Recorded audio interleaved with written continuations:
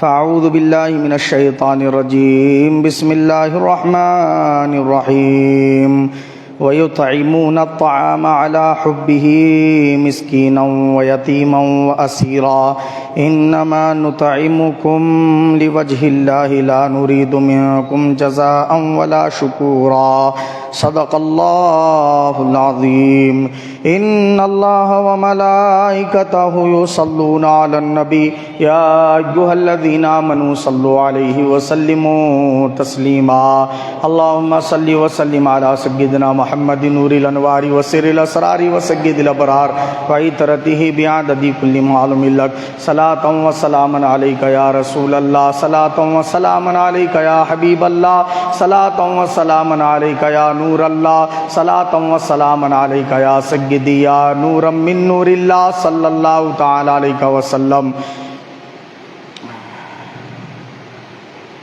محمد کی محبت دین حق کی شرط اول ہے، محمد کی محبت دین حق کی شرط اول ہے، اگر ہو اسی میں خامی تو سب کچھ نامکمل ہے،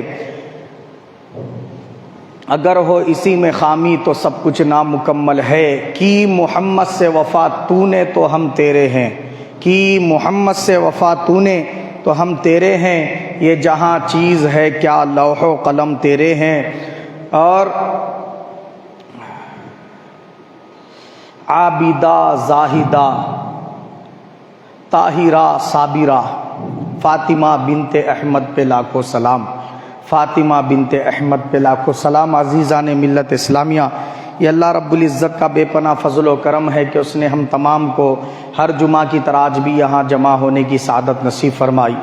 ابھی کچھ جمعہ سے ہماری گفتگو قربانی کے فضائل اور مسائل سے متعلق چل رہی تھی، اب آج جو ہماری گفتگو ہے وہ سیدہ فاطمہ رضی اللہ تعالی عنہا کے فضائل اور مناقب سے متعلق آج ہماری گفتگو ہوگی کہ سیدہ فاطمہ رضی اللہ تعالی عنہا کیسی شخصیت کی حامل تھیں۔ میں نے قرآن مجید سے سورۃ الدہر کی آیت مبارکہ تلاوت کی۔ اس آیت کریمہ میں اللہ رب العزت ارشاد فرماتا ہے وَيُطْعِمُونَ الطَّعَامَ عَلَى حُبِّهِ مِسْكِينًا وَيَتِيمًا وَأَسِيرًا، فرمایا اللہ پاک نے کہ وہ کھانا کھلاتے ہیں مسکین کو، یتیم کو اور قیدی کو۔ اللہ رب العزت نے اس آیت شریفہ میں حضرت سیدہ فاطمہ الزہرا رضی اللہ عنہا اور مولا علی شیر خدا وہ حضرت سیدنا امام حسن وہ حضرت سیدنا امام حسین رضی اللہ علیہ مجمعین کی فضیلت اور ان کا مقام اللہ کی بارگاہ میں کیا اس کو بیان فرمایا۔ ہوا یہ کہ رسول پاک صلی اللہ تعالی علیہ وسلم کی یہ پیاری صاحبزادی حضور کے کہنے پر انہوں نے منت مانگی اللہ تعالیٰ سے۔ کیا منت مانی؟ یہ کہ اے اللہ میرے یہ دو بچے حسن و حسین اگر صحت یاب ہو گئے، بیماری سے شفا یاب ہو گئے، تو میں اور میرے شوہر علی 3 دن کے مسلسل روزے رکھیں گے۔ یہ منت مانے حضور صلی اللہ علیہ وسلم کے فرمانے پر حضور کے حکم کی تعمیل میں انہوں نے یہ منت مانگی۔ جب منت مان لی تو ہوا یہ کہ حضرت علی مرتضیٰ شیر خدا رضی اللہ تعالیٰ عنہ کچھ محنت مزدوری کر کے کچھ خورد و نوش کی یعنی کھانے پینے کی اشیاء گھر لے آئے تھے۔ اب اس کو تقسیم کر لیے تھے کہ پہلے دن یہ حصہ جو ہے نا کیا ہے طعام میں استعمال کریں گے، دوسرے دن یہ حصہ، تیسرے دن یہ حصہ۔ 3 دنوں کے لیے وہ لائی ہوئی اشیاء کو تقسیم کر کے رکھ لیا تھا۔ اب سحر تو کر لی، روزہ رکھ لیا، امام حسن امام حسین کے صحت یاب ہونے کے بعد تو ہوا یہ کہ مولا علی شیر خدا سیدہ فاطمہ رضی اللہ عنہما کے ساتھ ساتھ امام حسن و حسین نے بھی روزہ رکھ لیا۔ اب سحر کی روزہ رکھ لیا، افطار کا وقت آیا تو ہوا کیا افطار کے وقت میں ایک مسکین شخص آ گیا اور اس نے کہا کہ اے نبی کے گھر والوں، میں 2 دن کا بھوکا ہوں، مجھے کچھ کھانے کے لیے اللہ کی راہ میں دے دو۔ اب افطاری کا وقت ہے،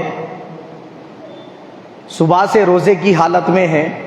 سیدہ فاطمہ رضی اللہ تعالیٰ عنہ نے اپنے حصے کا جو کھانا تھا وہ اٹھایا، فوراً اس مسکین کو دے دیا اور یہ کہتے ہوئے دیا کہ ہم 1 دن کے بھوکے ہیں اور یہ 2 دن کا بھوکا ہے، تو اس کھانے کا زیادہ حقدار یہ ہے۔ یہ کہتے ہوئے انہوں نے وہ مسکین کو دے دیا۔ مولا علی شیر خدا نے بھی اپنا حصہ دے دیا، امام حسن امام حسین نے بھی اپنا حصہ دے دیا۔ اب پانی پی کر افطار کر لیا، روزہ افطار کر لیا۔ اب بغیر کچھ کھائے پیے کے سحر کے لیے جو رکھا تھا بس اسے ہی کھایا، اب روزہ رکھ لیا، یا پانی پی کر ہی سحر کر لی، اب اسی پر روزہ رکھ لیا۔ دوسرا دن آ گیا، دوسرے دن جب افطار کا وقت آیا، پھر ایک کیا ہوا، شخص وہاں پر آ گیا، یتیم تھا وہ۔ اس نے کہا کہ میں یتیم ہوں، میرا کوئی دوست یا کوئی ساتھی یا کوئی رشتہ دار نہیں ہے جو مجھے کھانا کھلائے، میں 3 دن کا بھوکا ہوں، اے نبی کے گھر والوں اللہ کی راہ میں کچھ کھلا دو۔ سیدہ فاطمہ رضی اللہ تعالیٰ عنہ نے پہلے دن کی طرح آج بھی اپنے حصے کا جو کچھ بھی کھانے کی اشیاء تھی وہ اس شخص کو دے دی۔ مولا علی شیر خدا بھی دے دیے، امام حسن امام حسین بھی دے دیے۔ دوسرے دن کا روزہ تھا، اب 2 دن گزر گئے اسی حالت میں۔ اب وہ روزے کو بھی افطار کیا پانی کے ساتھ۔ پھر تیسرا دن آیا، تیسرے دن کی افطار کا وقت آیا تو وہ وقت ایک قیدی آ گیا اور اس نے کہا کہ میں قیدی ہوں، ابھی میری قید سے رہائی ہوئی ہے، بڑا بھوکا ہوں، اللہ تعالیٰ کی راہ میں نبی کے گھر والوں مجھے کچھ کھلا دو۔ سیدہ فاطمہ رضی اللہ تعالیٰ عنہ تیسرے دن بھی بغیر کھانے کی اشیاء سے افطار کرنے کے وہ شخص کو اللہ کی راہ میں خیرات کر دی۔ مولا علی شیر خدا نے بھی خیرات کر دیا، امام حسن امام حسین نے بھی خیرات کر دیا۔ رسول پاک صلی اللہ علیہ وسلم کی بارگاہ میں حضرت جبرائیل امین علیہ السلام یہ آیت مبارکہ لے کر حاضر ہوئے، سورۃ الدہر کی چند آیات لے کر رسول پاک صلی اللہ علیہ وسلم کی خدمت میں حاضر ہوئے اور عرض کیا، یا رسول اللہ، اللہ پاک نے آپ کی صاحبزادی کے گھر کا امتحان لیا کہ وہ فقیر کے آنے پر خود کھاتے ہیں یا اس کو خیرات کرتے ہیں، تو انہوں نے اللہ کی رضا حاصل کرتے ہوئے قیدی کو بھی کھلا دیا، مسکین کو بھی کھلا دیا، یتیم کو بھی کھلا دیا، اور 3 دن مسلسل فاقے سے خود رہے۔ تو اللہ پاک نے ان کی شان اور فضیلت میں یہ آیات مبارکہ نازل فرمائی ہے، ان کو جا کر بیان کر دیجئے کہ ان کا صدقہ کرنا اللہ کو قبول ہو گیا، اور اللہ پاک نے قیامت تک کے لیے ان کی شان اور فضیلت ان آیات مبارکہ میں قرآن میں بیان فرما دی ہے۔ تو جبرائیل امین کے ذریعے اللہ پاک نے حضور اکرم صلی اللہ تعالی وسلم کو یہ فاطمۃ الزہرا، مولا علی شیر خدا، امام حسن اور امام حسین کی فضیلت بیان فرمائی۔ فرمایا وہ لوگ جو کیا کرتے ہیں، مسکین کو کھلاتے ہیں، جب ان کے پاس یتیم آتا ہے تو اس کو کھلاتے ہیں، جب قیدی آتا ہے تو اس کو کھلاتے ہیں، اور ان کے یہ کھلانے کا اور خود بھوکے رہنے کا مقصد یہ نہیں ہوتا کہ لوگ ان کو بڑا سخی کہیں یا لوگ ان کی تعریفیں کریں، یا پھر جو ہے نا وہ ریاکاری یا دکھاوے کے لیے ایسا نہیں کرتے، بلکہ اللہ پاک نے فرمایا انما نطعمکم لوجہ اللہ، وہ کھلاتے ہیں بس اللہ کی رضا حاصل کرنے کے لیے، اللہ کو خوش کرنے کے لیے، اللہ کی رضا کے طلبگار بن کر کیا کرتے ہیں، وہ صدقہ خیرات کرتے ہیں اور غریبوں فقیروں کا خیال کرتے ہیں۔ حضرت سیدنا سلمان فارسی رضی اللہ تعالیٰ عنہ سے روایت ہے کہ رسول پاک صلی اللہ تعالی علیہ وسلم کے پاس ایک شخص آیا یہودی، اور وہ آ کر اس نے کہا کہ یا رسول اللہ، میں آپ کو اللہ کا رسول تسلیم کرتا ہوں اور گواہی دیتا ہوں اللہ کے سوا کوئی معبود نہیں اور آپ اللہ کے سچے رسول ہیں۔ کلمہ پڑھ کر مسلمان ہو گیا۔ حضور نے فرمایا تمہارے پاس کچھ مال و دولت بھی ہے جس کے ذریعے تم یہاں رہ کر کچھ گزر بسر کر سکو؟ اس نے عرض کیا کہ یا رسول اللہ، میرے تمام گھر والوں میں سب سے زیادہ غریب میں ہی تھا، بولے نہ میرے گھر والوں کے پاس کچھ مال و دولت ہے نہ میرے پاس۔ تو رسول پاک صلی اللہ علیہ وسلم نے اپنے صحابہ اکرام سے فرمایا کہ تم میں سے کوئی شخص ایسا ہے جو اس کو اپنی طرف سے کچھ دے دے مال و دولت میں سے؟ ایک صحابی رسول آگے بڑھے، انہوں نے عرض کیا یا رسول اللہ، میرے پاس ایک اونٹ ہے جو میں اس کو ہدیہ کرتا ہوں۔ سرکار نے وہ اونٹ اس کو دے دیا۔ پھر اس کے بعد فرمایا کوئی ہے جو اس کے طعام کا بندوبست کرے؟ تو کسی بھی صحابی رسول کی اس وقت وہاں پر جتنے موجود تھے ان میں سے کسی بھی صحابی رسول کی استطاعت نہیں تھی کہ وہ اس کو اپنے گھر لے جا کر کھلائے۔ تو حضرت سلمان فارسی رضی اللہ تعالیٰ عنہ سے سرکار نے فرمایا اس کو لے جاؤ صحابہ اکرام کے گھروں میں سے جو استطاعت رکھتا ہے اس کے گھر پہ اس کو کھلا دو، اس کا طعام کرا دو۔ تو وہ لے گئے سلمان فارسی رضی اللہ تعالیٰ عنہ، اور کئی صحابہ اکرام کے گھر مبارک پر دستک دی، اور دستک دینے کے بعد کسی کے یہاں سے جواب نہیں ملا کہ ہمارے پاس اس کو کھلا لو۔ آخر میں سیدہ فاطمہ رضی اللہ تعالیٰ عنہ کے در دولت پر حاضر ہوئے اور وہاں دستک دی اور باہر سے سارا ماجرا سنایا۔ سیدہ فاطمہ رضی اللہ تعالیٰ عنہ پردے میں رہ کر یہ سماعت کرتی رہی۔ آخر میں آپ نے فرمایا کہ اے سلمان، میرے بھی گھر میں 2 سے 3 روز ایسے گزر چکے ہیں کہ میرے بچے بھوکے رہ کر سو گئے ہیں، اور 2 سے 3 روز ایسے گزر گئے کہ چولہا ہی نہیں سلگا، مگر اب تم میرے گھر پہ آ گئے تو نبی کے گھر والوں کے پاس کوئی فقیر آ کر خالی لوٹ جائے یہ مجھے اور نبی کو گوارا نہیں۔ بولے آپ نے اپنی چادر مبارک دی دروازے میں سے اور دے کر فرمایا اے سلمان، یہ چادر لے کر فلاں یہودی کی دکان پہ جانا اور اس سے کہنا کہ سیدہ فاطمہ جو محمد مصطفیٰ صلی اللہ علیہ وسلم کی بیٹی ہیں، انہوں نے یہ اپنی چادر دی ہے، اس کی جو کچھ بھی قیمت بنتی ہے وہ قیمت تم دے دو، تاکہ یہ غریب شخص کو جو ابھی ابھی مسلمان ہوا ہے کچھ کھلا دیا جائے، اس کی بھوک مٹا دی جائے۔ تو جیسے ہی وہ لے کر حضرت سلمان وہ یہودی کے پاس پہنچے، اس نے دریافت کیا کہ ایسی کیا ضرورت درپیش ہوئی کہ فاطمہ اپنے سر کی چادر فروخت کرنے کے لیے بازار میں بھجوا دی؟ تو انہوں نے سارا واقعہ سنایا۔ تو اس یہودی نے جو دکان والا تھا، اس یہودی نے کہا کہ سلمان چادر بعد میں بیچنا، پہلے میرے ایمان لانے پر تم گواہ ہو جانا کہ فاطمہ بنت محمد کی اس سخاوت کی وجہ سے میں کلمہ پڑھ کر مسلمان ہوتا ہوں۔ وہ یہودی مسلمان ہو گیا اور اس نے کھانے پینے کا اپنی طرف سے اس شخص کے لیے بندوبست بھی کر دیا اور چادر سیدہ فاطمہ کو بھجوا دی اور کہا کہ اے فاطمہ بنت محمد، کل بروز محشر میرے اس تحفے کو آج قبول کر کے میری شفاعت کرنا۔ تو سیدہ فاطمہ رضی اللہ تعالیٰ عنہ کے گھر پر وہ چادر کو اس نے بھجوا دیا۔ تو معلوم ہوا کہ رسول پاک صلی اللہ علیہ وسلم کی یہ صاحب زادی ایسی سخی ایسی سخی ایسی سخاوت کا پیکر دی کہ ایک مرتبہ ایک شخص نے سوال کیا کہ اے سیدہ فاطمۃ الزہرا رضی اللہ عنہا، اگر کسی شخص کے پاس 40 اونٹ ہوں تو وہ زکوٰۃ سال میں ایک مرتبہ جب نکالے تو کتنے اونٹوں کی زکوٰۃ نکالے؟ جانوروں پر بھی زکوٰۃ فرض ہے نا، تو 40 جانور میرے پاس ہے، اس میں سے میں زکوٰۃ میں کتنے اونٹ نکالوں؟ اس نے یہ سوال کیا تو سیدہ فاطمہ نے اس کو جواب دیا کہ اگر 40 اونٹ، قسم اس خدا کی جس کے قبضے میں میری جان ہے، اللہ اگر 40 اونٹوں کا مجھے مالک بناتا تو میں 40 کے 40 اللہ کی راہ میں خیرات کر دیتی، مگر تیرے لیے یہ حکم نہیں ہے، تیرے لیے 40 میں اتنے خیرات کرنا ہے۔ اس طریقے سے آپ نے اس کو جواب دیا، تو پتہ یہ چلا کہ آپ ایسا سخاوت کا جذبہ رکھنے والی رسول پاک صلی اللہ علیہ وسلم کی صاحبزادی ہیں۔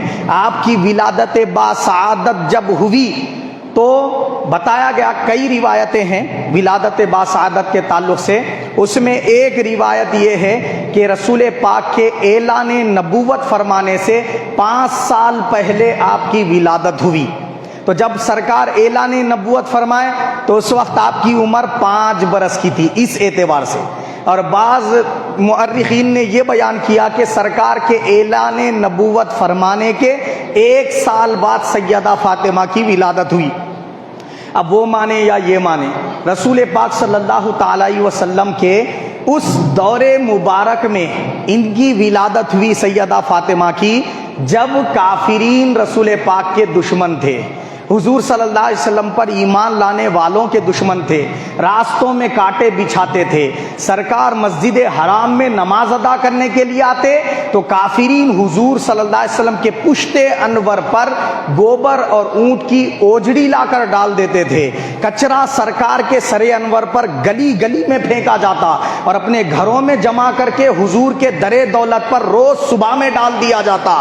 سرکار کے لیے، صحابہ اکرام کے لیے راستوں میں گڑھے کھودے جاتے اور ان کے اوپر کیا ہے، کھجور کے پھاٹے اور کھجور کے کیا کیے جاتے، پتے بچھا دیے جاتے کھجور کے درخت کے، تاکہ لوگ غفلت میں ان گڑھوں میں گر جائیں، زخمی ہو جائیں۔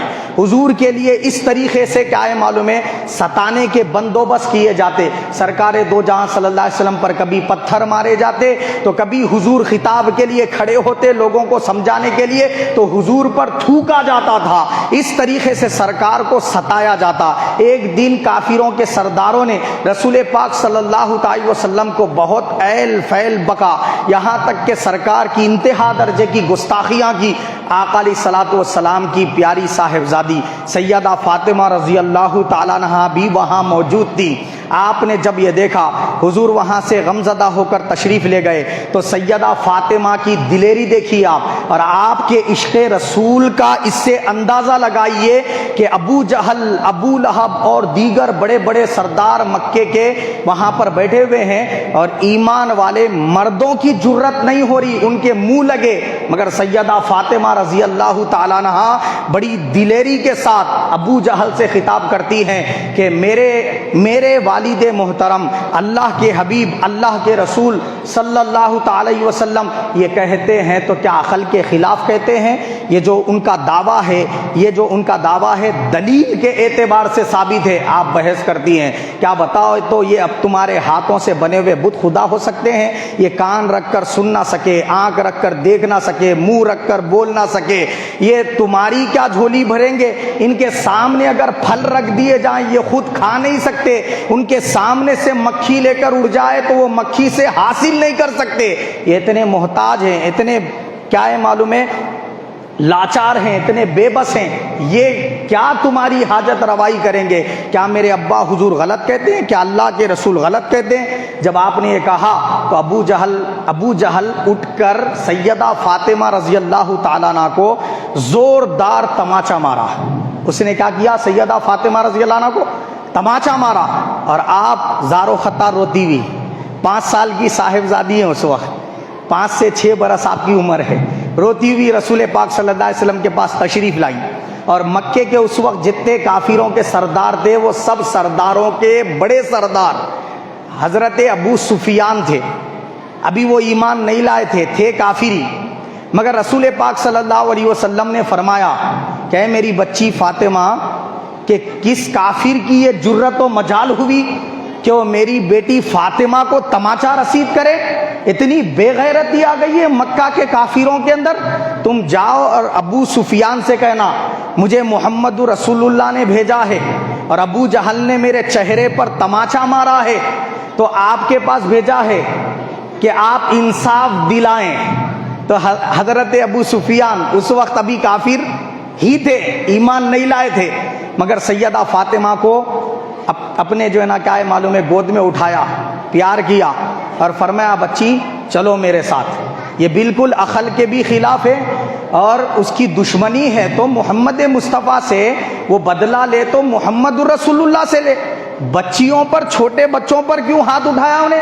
اس کی اتنی جرت کیسا ہوئی؟ یہ کہتے ہوئے حضرت ابو سفیان سیدہ فاطمہ کو لے گئے اور وہاں کھڑا کر کے سیدہ فاطمہ سے فرمایا فاطمہ یہ ابو جہل اب کچھ نہیں کرے گا، یہ اب جس طرح اس نے تم کو تماچا مارا ہے نا، بھری محفل میں تمہیں حکم دیتا ہوں اس کے منہ پر تماچا مارو۔ سیدہ فاطمہ رضی اللہ تعالیٰ عنہا نے اس وقت فرمایا کہ نبی کے گھر والے کبھی کسی کو تماچا نہیں مارتے، معاف کر دیا کرتے ہیں۔ یہ سیدہ فاطمہ رضی اللہ تعالیٰ عنہا کی دلیری کا عالم تھا۔ یہ 5-6 برس کی تھی تو اس وقت یہ عالم تھا، تو ذرا سوچئے جب بڑی ہوں گی تو کیا کیا جو ہے نا کیا ہے اللہ اور اس کے رسول کی طاعت میں گل کھلائیں گی۔ اسی لیے اللہ کے دین کا پھول رسول پاک صلی اللہ علیہ وسلم کے گھر کا پھول ہے، اس لیے آپ کو کہا گیا زہرا۔ زہرا کہتے ہیں پھول کو۔ فاطمۃ الزہرا آپ کا لقب ہے، ابیہا آپ کا لقب ہے۔ ابیہا کہتے ہیں سردارنی کو۔ رسول پاک صلی اللہ علیہ وسلم نے فرمایا ان الفاطمۃ بضعۃ منی، بے شک میری بیٹی فاطمہ میرے گوشت کا ٹکڑا ہے، میرے جسم کا حصہ ہے۔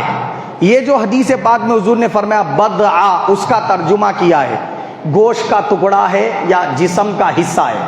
اب یہ بضعہ کسے کہتے ہیں؟ ڈکشنری اٹھا کر دیکھیے، مفسرین کے اقوال اٹھا کر دیکھیے، علماء نے کیا بیان کیا یہ بضعہ لفظ کے بارے میں وہ اٹھا کر دیکھیے تو بتایا گیا بضعہ کہتے ہیں اس چیز کو، اس حصے کو کہ اگر کسی شخص کے جسم کے 10 حصے کیے جائیں، کتنے؟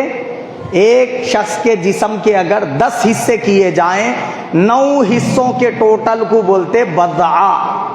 ایک حصے میں باقی سب لوگ آ جائیں اور 9 حصے ملا کر کیا کہلاتے ہیں؟ بضعہ کہلاتے ہیں۔ تو سرکار نے یہ نہیں فرمایا فاطمہ میرے گوشت کا ٹکڑا ہے، بلکہ فرمایا میرے یعنی محمد مصطفیٰ صلی اللہ علیہ وسلم کے جسم کے 10 حصے اگر کیے جائیں، ایک حصے میں سب کی محبت ہے اور 9 حصوں میں میرے فاطمہ بسی ہوئی ہے۔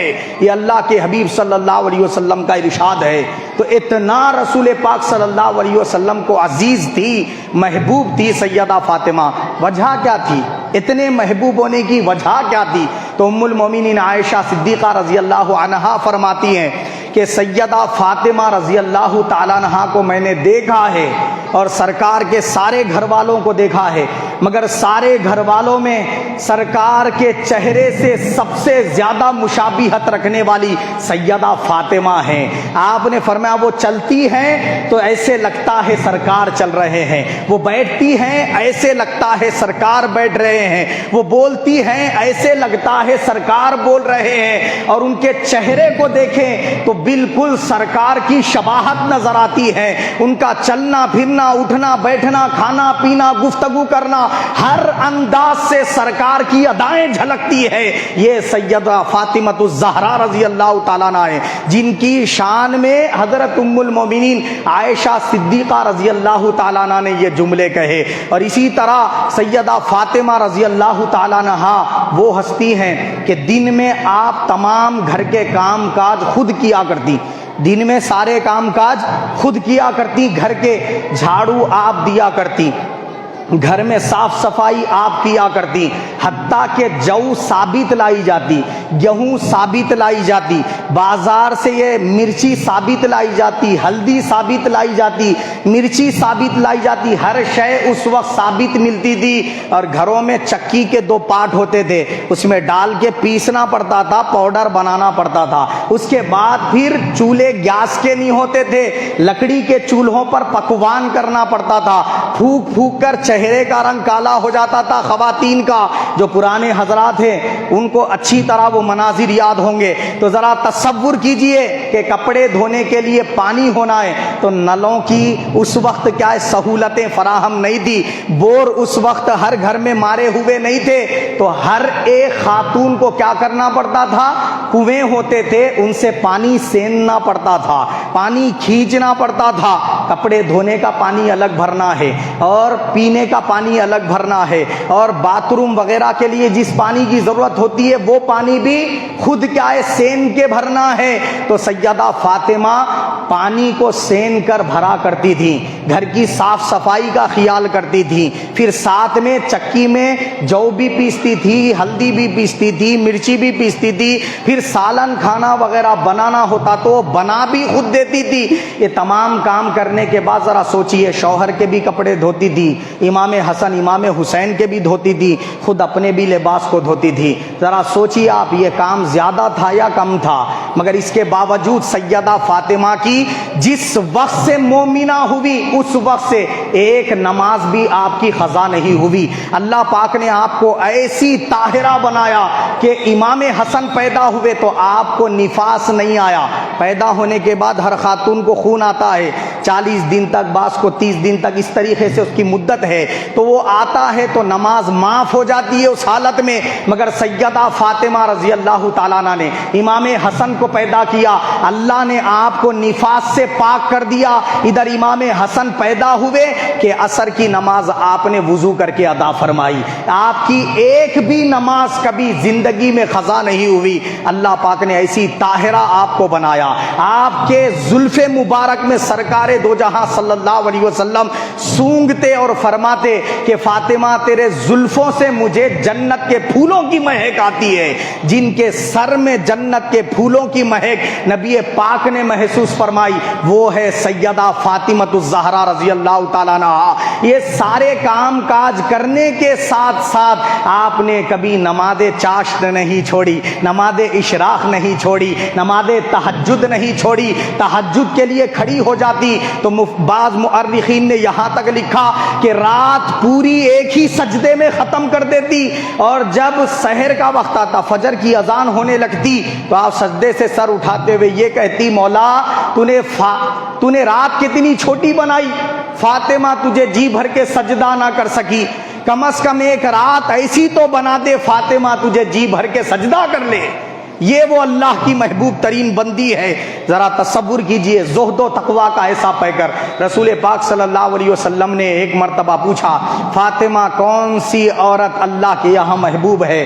انہوں نے فرمایا, عرض کیا یا رسول اللہ وہ جو خود غیروں کو نہ دیکھے اور غیر اس کو نہ دیکھیں, کیا پردے کی ایسی پابند ہو اور ہمیشہ اپنی نگاہیں نیچی رکھنے والی ہو اور اللہ کے احکامات پر مکمل عمل کرنے والی ہو, اللہ کے رسول کی اطاعت میں کوئی کوتاہی برتنے والی نہ ہو, اپنے شوہر کی بھی خدمت کرنے والی ہو اور اللہ کی اطاعت میں بھی ہمیشہ سرشار رہنے والی ہو, وہ عورت اللہ کے یہاں محبوب ہے. حضور نے مسکرا کر ان کی پیشانی کو بوسہ دیا. یہی وجہ تھی کہ جب جب سیدہ فاطمہ سرکار کے گھر تشریف لاتی تو سرکار یہ کہتے ہوئے اٹھ کھڑے ہوتے فاطمہ جنتی عورتوں کی سردار تشریف لا رہی ہے. یہ کہہ کر حضور خود کھڑے ہو جاتے. ارے جن کے ادب اور تعظیم میں صحابہ, جبرائیل, ملائکہ, انبیاء کھڑے ہو گئے, وہ محمد مصطفیٰ امام الانبیاء صلی اللہ علیہ وسلم فرط محبت میں. یہ جملہ یاد رکھیں, میں یہ نہیں کہہ رہا کہ سرکار سیدہ فاطمہ کے ادب میں اٹھ رہے ہیں, نہیں, ایسا نہیں ہے. ادب میں نہیں, محبت میں اٹھ رہے ہیں, کیونکہ سرکار کا ادب فاطمہ کرتی تھی. سرکار فاطمہ کا ادب نہیں, فاطمہ سے محبت کرنے والے ہیں. تو باپ جب بیٹی کے لیے اٹھتا ہے تو یہ محبت ہوتی ہے, بیٹی جب باپ کے لیے اٹھتی ہے تو یہ ادب ہوتا ہے. تو رسول پاک صلی اللہ علیہ وسلم سیدہ فاطمہ کی محبت میں اٹھ جایا کرتے تھے. اور حضرت سیدنا عمر بن خطاب رضی اللہ تعالیٰ عنہ فرماتے ہیں کہ ہم رسول پاک صلی اللہ علیہ وسلم کو دیکھتے تھے اپنی آنکھوں سے کہ سرکار بی بی فاطمہ سے کس قدر محبت فرماتے. ہم دیکھا کرتے کہ ہم جب حضور سے کچھ پوچھنا چاہتے تو کہتے فدا کا امی و ابی یا رسول اللہ، اے اللہ کے رسول میرے ماں باپ آپ پہ قربان، میرے ماں باپ آپ پہ قربان کہہ کر ہم سوال کرتے سرکار سے. ہم ہمارے ماں باپ حضور پر قربان کرتے. اور سرکار جب سیدہ فاطمہ سے کچھ کہنا چاہتے تو فاطمہ رضی اللہ عنہا سے حضور کہتے فدا کا امی و ابی یا فاطمہ، اے فاطمہ تجھ پر محمد کے ماں باپ قربان ہو. ذرا سوچئے آپ کس قدر سرکار نے اظہار محبت فرمایا سیدہ فاطمہ رضی اللہ تعالیٰ عنہ کے ساتھ. کیوں نہ فرمائیں وہ سرکار کی اس قدر اطاعت میں ہمیشہ سرشار رہتی کہ ایک مرتبہ آئیں نکاح کے بعد، گھر ان کے پاس میسر نہ تھا تو انہوں نے آ کر حضور سے عرض کیا یا رسول اللہ، حضرت حارثہ بن نعمان یہ صحابی رسول کے کئی مکانات ہیں مدینے میں، اور انہوں نے کئی مکانات آپ کو تحفے میں دیے بھی ہیں، آپ نے الگ الگ ازواج کو دیے ہیں، تو میرے لیے بھی آپ کے گھر کے قریب کوئی مکان ان سے مانگ کر دلوا دیجئے. حضور صلی اللہ علیہ وسلم نے فرمایا کہ بیٹی فاطمہ انہوں نے کئی گھر بغیر میرے پوچھے کے دے دیے ہیں، اب مجھے ان سے پوچھنے میں شرم آتی ہے. سیدہ فاطمہ خاموش ہو گئی. اب انہوں نے ایک جملہ بھی نہیں کہا. اگر آج کل کی بیٹیاں ہوتی تو ضد پر آ جاتی. کیا وہ اگر ضد پر آ جاتی تو کیا سرکار پوری نہیں فرماتے ان کی خواہش؟ مگر حضور کی مرضی میں ہمیشہ اپنی مرضی کو ضم کرنے والی بیٹی تھی ہے سیدہ فاطمہ رضی اللہ تعالیٰ عنہ. تو خاموش ہو گئی، کچھ نہیں کیا، کوئی شکوہ نہیں کیا، کوئی شکایت نہیں کی. آقا علیہ الصلوۃ والسلام خاموش ہو گئے، اب کچھ بات ہی نہیں کی اس تعلق سے. مگر یہ بات کچھ صحابہ اکرام نے سن لی تھی، وہ جا کر حضرت حارثہ بن نعمان کو پہنچا دیے. حضرت حارثہ حضور کی خدمت میں آئے، عرض کیا یا رسول اللہ میں نے سنا ہے کہ سیدہ فاطمہ رضی اللہ تعالیٰ عنہ آپ کے گھر کے قریب گھر چاہتی ہیں، کیا یہ صحیح ہے؟ حضور صلی اللہ علیہ وسلم نے فرمایا ہاں. تو انہوں نے کہا یا رسول اللہ میرے پاس جو کچھ بھی مکانات ہے یہ سب آپ ہی کے تو ہیں، مجھے سب سے زیادہ محبوب یہی ہے کہ کوئی چیز میرے پاس رہے تو میرے سے زیادہ وہ آپ کے پاس رہے، یہ زیادہ مجھے محبوب ہے. تو میں یہ گھر آپ کو آپ کی خاطر سیدہ فاطمہ کی خاطر خالی کروائے دیے دیتا ہوں. انہوں نے خالی کروا دیا، رسول پاک کو نظر کر دیا. حضور نے وہ مکان سیدہ فاطمہ رضی اللہ تعالیٰ عنہ کو دے دیا. اور حضور کی عادت شریفہ کیا تھی؟ جب کبھی سرکار سفر پہ نکلتے تو سب سے پہلے بیٹی سیدہ فاطمہ کے پاس جاتے اور وہاں جا کر پوری حال وغیرہ سب دریافت کر لیتے، پھر سفر پر نکلتے. اور سفر سے جب واپس آتے تو پہلے اپنے گھر کو نہیں جاتے، سیدہ فاطمہ کے گھر میں جاتے اور وہاں سے حال اور سارا کچھ جو ہے واقعات دریافت کر لے کے اس کے بعد اپنے گھر تشریف لے جاتے. جب تسلی ہو جاتی بیٹی کے یہاں سب کچھ ٹھیک ہے، اس کے بعد سرکار اپنے گھر تشریف لے جاتے. یہ رسول پاک صلی اللہ علیہ وسلم کا ہمیشہ معمول رہا. بس ہجرت کی رات جب سرکار سفر پر نکلے تو ابوبکر صدیق رضی اللہ تعالیٰ عنہ کے ساتھ نکلے. سیدہ فاطمہ رضی اللہ تعالیٰ عنہ کو اس سفر میں ساتھ نہ لیا، مگر حضور نے مولا علی شیر خدا کے تحت یہ ذمہ داری کر دی تھی کہ وہ کیا کریں، چند صحابہ اکرام کا وفد لے کر مدینہ منورہ تشریف لائیں. اس میں سیدہ فاطمہ بھی تھی، حضرت ام کلثوم رضی اللہ تعالیٰ عنہ بھی تھی، حضرت ام المومنین عائشہ صدیقہ بھی تھی، اور دیگر صحابیات اور صحابہ اکرام تھے. اور مولا علی شیر خدا وہ قافلے کو لے کر مدینہ منورہ پہنچے. تو اس طریقے سے حضور حضرت سیدہ فاطمہ رضی اللہ تعالیٰ عنہ سے محبت کا اظہار فرماتے. ایک مرتبہ مولا علی شیر خدا نے سیدہ فاطمہ سے فرمایا کہ اے فاطمہ تم گھر کا سارا کام کاج اکیلے تنے تنہا کر لیتی ہو، پھر اللہ کی عبادت سے بھی منہ نہیں موڑتی، کثرت کے ساتھ اللہ کی عبادت بھی کرتی ہو. اگر کوئی باندی یا کوئی نوکرانی خادمہ تمہارے پاس ہو جائے تو تمہارے لیے تھوڑا آرام اور راحت کا سامان ہو جائے. سرکار دو جہاں صلی اللہ علیہ وسلم کے پاس مال غنیمت میں کچھ باندیاں آئی ہوئی ہیں، تم ایسا کیوں نہیں کرتی کہ تمہارے ابا حضور ہیں، جا کر ان سے عرض کر دو سب کو بانٹ رہے ہیں، یا رسول اللہ میرے بھی گھر ایک باندی دے دیں. تو حضور سیدہ فاطمہ رضی اللہ تعالیٰ عنہ پہلے دن گئی ویسے ہی واپس آ گئی، دوسرے دن گئی ویسے ہی واپس آ گئی، تیسرے دن گئی. سرکار نے فرمایا فاطمہ کچھ پوچھنا چاہتی ہو پوچھتی نہیں ہو. بات کیا ہے؟ انہوں نے عرض کیا کہ علی ایسا کہہ رہے تھے، تو رسول پاک صلی اللہ علیہ وسلم نے فرمایا میری بیٹی فاطمہ کیا میں تمہیں باندی سے بہتر چیز عطا نہ کروں؟ انہوں نے عرض کیا یا رسول اللہ ضرور۔ تو سرکار نے فرمایا جب رات ہو تم آرام کرنے کے لیے بستر پر لیٹنا چاہو تو پہلے 33 مرتبہ سبحان اللہ، 33 مرتبہ الحمدللہ، 34 مرتبہ اللہ اکبر کہہ کر سو جایا کرو، تو دن بھر کی جو تمہارے کام کاج کی تھکاوٹ ہے اس تسبیح کی برکت سے اللہ پاک دور فرما دے گا، اور باندی سے بھی بہتر یہ کام کریں گی۔ تو آقا علیہ الصلوۃ والسلام کے اس فرمان پر سیدہ فاطمہ رضی اللہ تعالیٰ عنہ نے اس کے بعد سے اپنے وصال تک عمل کیا، اس کے بعد سے وصال تک عمل کیا، اور اس تسبیح کا نام ہی پڑ گیا محدثین کے پاس، تسبیح ہے فاطمہ۔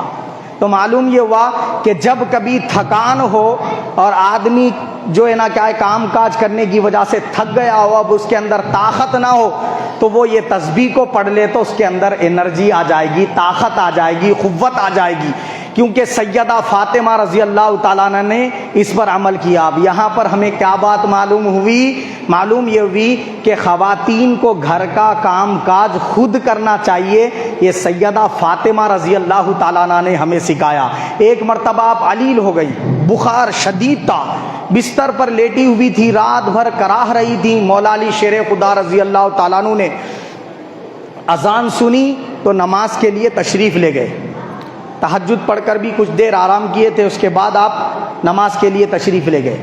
تو سیدہ فاطمہ رضی اللہ تعالیٰ عنہ کیا کر رہی تھی؟ کنویں سے پانی سین کر وضو بنا رہی تھی۔ تو آپ بولے کہ فرض نماز ادا کرنے کے لیے، سنت نماز ادا کرنے کے لیے فجر کی وضو بنا رہی ہے، یہ سوچ کر آپ جو ہے نا چلے گئے۔ جب واپس آئے تو گھر کے کام کاج میں دیکھا سیدہ فاطمہ کو۔ آپ نے فرمایا فاطمہ رات بھر بخار سے کراہ رہی تھی، کم از کم اپنے بدن کا تو خیال کر لیا تھا، کچھ دیر آرام کر لیتی۔ آپ نے فرمایا کہ اے علی، اللہ تعالیٰ کی عبادت بھی مجھ پہ فرض ہے اور شوہر کے گھر کی خدمت بھی مجھ پہ فرض ہے، اگر اس فرض کی ادائیگی میں موت آتی ہے تو میرے لیے اس سے بہتر موت کیا ہوگی، اور اس فرض کی ادائیگی کے لیے موت آتی ہے تو اس میں موت آئے تو اس سے بہتر موت کیا ہوگی، تو اس میں بھی موت اللہ کی فرما برداری میں ہے، اس میں بھی موت اللہ کی فرما برداری میں ہے۔ حدیث پاک میں سرکار نے فرمایا کہ عورت جب گھر کا کام کاج کرتی ہے، شوہر کے کپڑے دھوتی ہے، یہ فرض نہیں ہے اس کے اوپر، نفل ہے، نفل۔ اگر گھر میں جھاڑو جھٹکا کر دیتی ہے، پکا دیتی ہے، کھلا دیتی ہے، یہ جو کچھ بھی خدمتیں ہیں وہ اگر اس سوچ کے ساتھ کرے کہ اللہ پاک کے حکم کی تعمیل میں کر رہی ہوں، اللہ کو اس کے رسول کو راضی کرنے کے لیے کر رہی ہوں، اللہ کے حبیب نے فرمایا اس کو جہاد کرنے کا ثواب دیا جاتا ہے۔ کیا ہے؟ اللہ کی راہ میں لڑنے کا ثواب دیا جاتا ہے۔ کتنا ہے اللہ کی راہ میں جہاد کرنے کا ثواب؟ حدیث پاک میں حضور نے فرمایا 400 مقبول حج کا ثواب ہے، ایک جہاد میں شریک ہوئے تو۔ کتنے؟ 400 مقبول حج کا ثواب۔ تو معلوم ہوا جو خواتین گھر کے کام کاج نہیں کرتی، نوکرانیوں سے کرواتی ہیں، وہ ثواب سے محروم ہو جاتی ہے۔ جو خواتین خود پکاتی ہیں، شوہروں کی خدمتیں کرتی ہیں، جھاڑو جھٹکا کرتی ہیں، وہ خواتین روزانہ 400 مقبول حج کا ثواب پاتی ہے۔ 400 حج کرنے پہلے تو 400 سال عمر ہونا، اور روز ہر سال کنٹینیو حج کرتے گئے تو 400 سال کے بعد 400 حج کا ثواب ملتا، وہ بھی قبول ہوئے نہیں ہوئے گارنٹی نہیں۔ اب جتنے حج کو گئے ان کو یہ معلوم ہی نہیں ہے قبول ہوا نہیں ہوا، کر لیے آگے ارکان ادا، مگر مقبول ہوا یہ گارنٹی کوئی نہیں دے سکتا۔ لیکن حضور نے فرمایا جو جہاد میں شریک ہوا 400 مقبول حج کا ثواب ہے، تو جو خواتین گھر کی خدمتیں انجام دیتی ہے ان کو 400 مقبول حج کا ثواب دیا جاتا ہے۔ سیدہ فاطمہ کو کسی غیر محرم شخص نے کبھی بلوغت کے بعد نہیں دیکھا، اور سیدہ فاطمہ نے کسی غیر محرم شخص کو کبھی نہیں دیکھا۔ آپ پردے کی شرم و حیا کی اس طرح پہ کر رہی، اور عبادات کا حال تو آپ سماعت کر چکے، شوہر کی خدمت کا حال آپ سماعت کر چکے، سخاوت کا حال آپ سماعت کر چکے، رسول پاک کی عشق و محبت کا حال سماعت کر چکے۔ اولاد کی جب پرورش اور تربیت کرنے کی بات آئی، امام حسن امام حسین کا آپ جھولا دیتی تو کس طرح دیتی؟ ایک پیر میں جھولے کی ڈوری پکڑ لیتی اور پیر سے جھولے کو ڈوری دیتی، ہلاتی، جھولا ہلاتی، اور ایک پیر سے چکی کو سپورٹ کرتی، ایک ہاتھ سے جو وغیرہ کو چکی میں ڈھکیلتی، دوسرے ہاتھ سے پھراتی۔ یہ گھر کا کام چل رہا ہے، بچوں کی خدمت بھی چل رہی ہے، ان کی تربیت بھی ہو رہی ہے، ساتھ میں زبان سے تلاوت قرآن کیا کرتی۔ تو نہ گھر کے کام کاج کو چھوڑتی، نہ تلاوت قرآن، نہ اللہ کے ذکر کو اپنی زبان سے چھوڑتی۔ قرآن مجید میں اللہ پاک نے فرمایا کہ وہ گھر جن میں اللہ نے اپنا ذکر بلند کرنے کا حکم دیا، آیت شریفہ اللہ پاک نے نازل فرمائی قرآن مجید میں۔ جب وہ آیت اتری تو ایک صحابی نے عرض کیا، یا رسول اللہ یہ کون سے گھروں کی بات ہو رہی ہے؟ مساجد کی بات ہو رہی ہے؟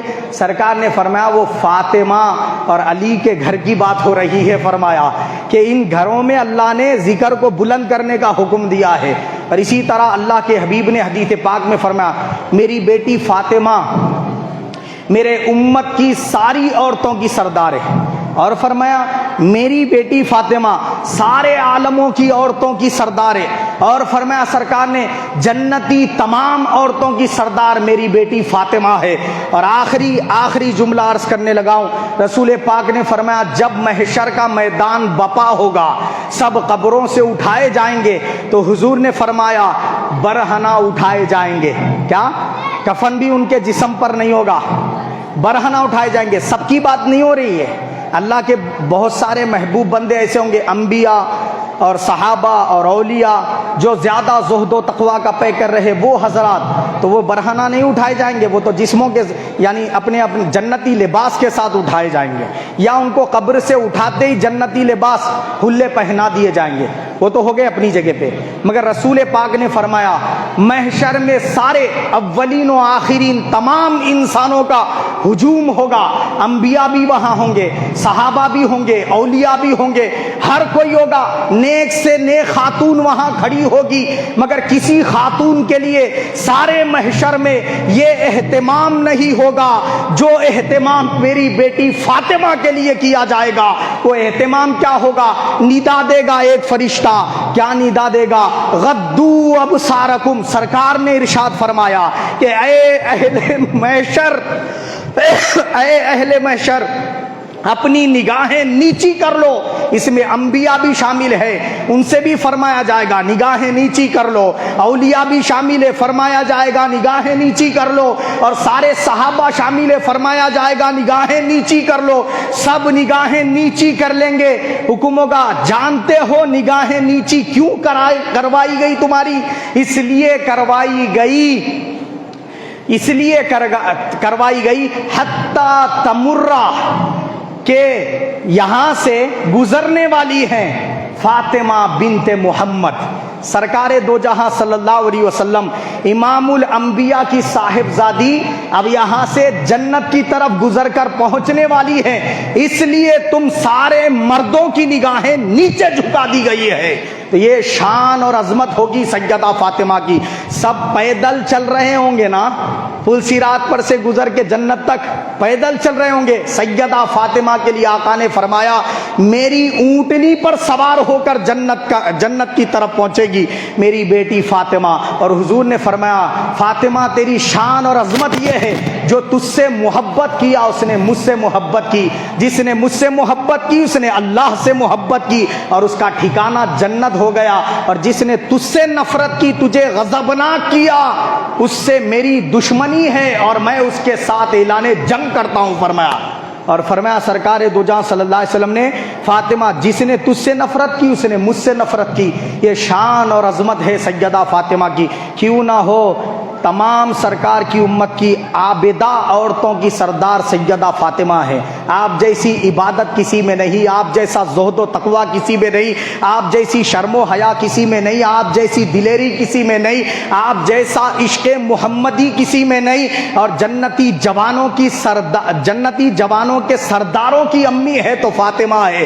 جنتی ایمان والے تمام مومنین کے مولا ہیں حضرت علی مرتضیٰ، وہ آپ کے کے شوہر ہیں اور سارے انبیاء کے سلطان اور امام ہیں، رسول جہاں خاتم النبیین وہ آپ کے ابا حضور ہیں، جن کو اللہ کا سلام آیا وہ ام المومنین خدیجۃ الکبریٰ آپ کی امی جان ہے، جن کی فضیلت میں 18 قرآن مجید کی آیتیں نازل ہوئی وہ ام المومنین عائشہ صدیقہ آپ کی امی جان ہے۔ تو یہ فضیلت آپ کو کیوں نہ ملے، یہ عظمت آپ کو کیوں نہ ملے؟ اسی لیے میں نے کہا عابدہ زاہدہ طاہرہ صابرہ فاطمہ بنت احمد پہ لاکھوں سلام۔ اللہ پاک ہم سب کو آپ کی سیرت پر عمل کرنے کی توفیق عطا فرمائے اور آپ کی زندگی مبارک سے اسباق لینے کی توفیق عطا فرمائے اور اللہ اس کے رسول کی رضا میں زندگی بسر کرنا نصیب فرمائے۔ آمین ثم آمین وما علینا الا البلاغ۔